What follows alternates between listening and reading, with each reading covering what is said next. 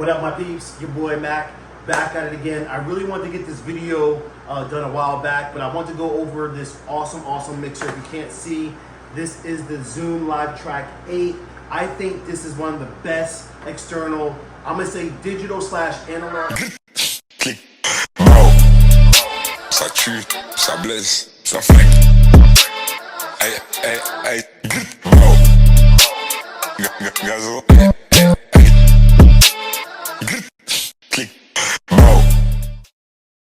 Mixers out, and hear me out.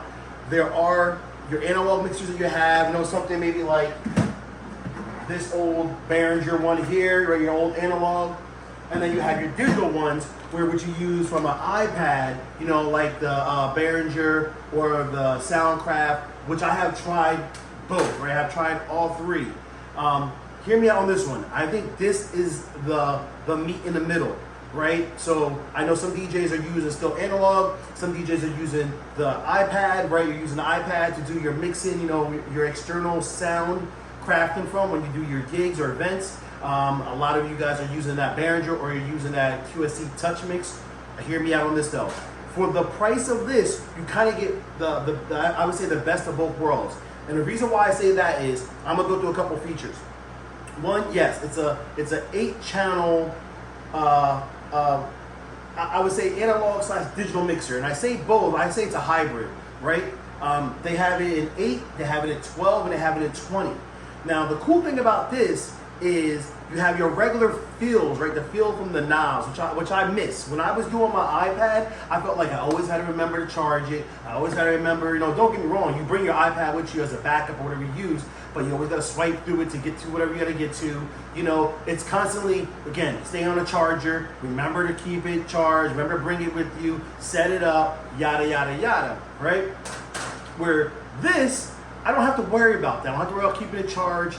And all that other good stuff. Now the thing is, this will, the 8, not the 12 and not the 20, this will run off of a battery. Now, I have not tried to do any event off a battery. I would recommend not to do, you know, a gig with this for battery. Just, I know a lot of DJs were all trying to go battery.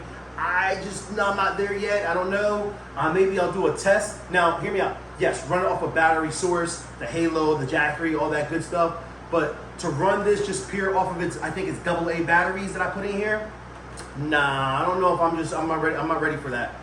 So let's get back into the mix. You have basically 8 inputs, right? So 1, 2, 3, 4, 5, 6, 7, 8. Now, these are all your, I would say like combo jacks, right? So you could do XLR, you could do quarter, right? And then you could do your regular quarter.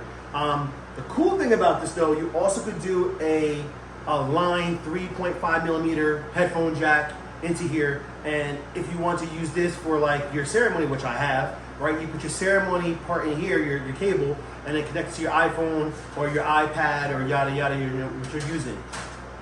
Here goes the things that I like about this mixer, and I'm going to try to do this really quick.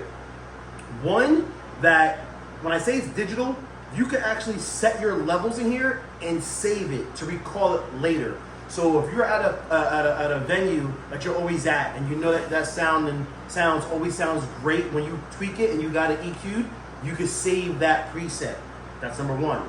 Number two, yes, this does have a kind of like like an echo or reverb.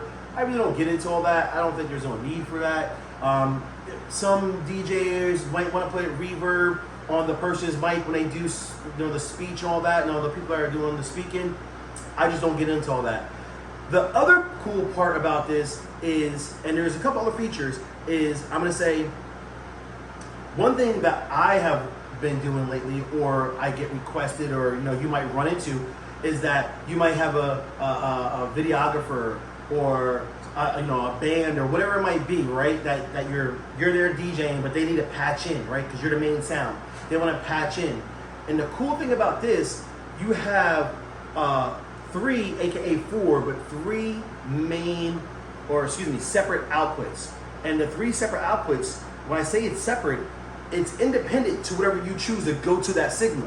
So right here, I can have this output go to the main mix and have that person hear or record or whatever it is, right? And they can hear everything, or I could just have just this channel, just take the microphone feed. That's it, right? I can have this channel just take, let's say this is, just music. So let's say I want music actually in another room, right? And I have this wirelessly dongled into another speaker, another room, and I want to play music from my phone to another room. Maybe it's a kid room or whatever it is, and I'm playing some background music, whatever it is. I literally could have that, push the channel up, set it to this, right? This output, and only that music will play in that other room. Nothing else. I could be in the main room talking on a microphone, playing music, and they won't hear that.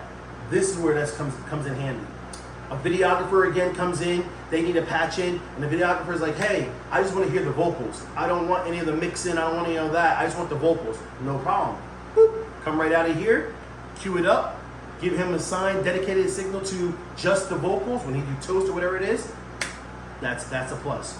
So besides the recall, you have independent outputs, and then last but not least, the other two things is, one, you actually can record to this unit with an SD card. So back here, put an SD card in, you can record independent channels. So it will record independent channels to that SD card.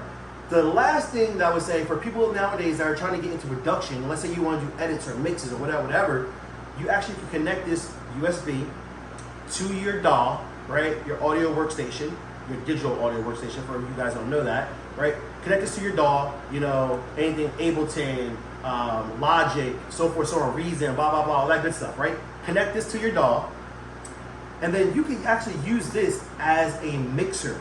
And again, independent recording, all that good stuff is here. So I think this is really, really for the price of this unit, and I mean this unit might be somewhere around like $400, $500. This is the best thing. Oh, my captain just came in. I'm gonna talk to you guys later.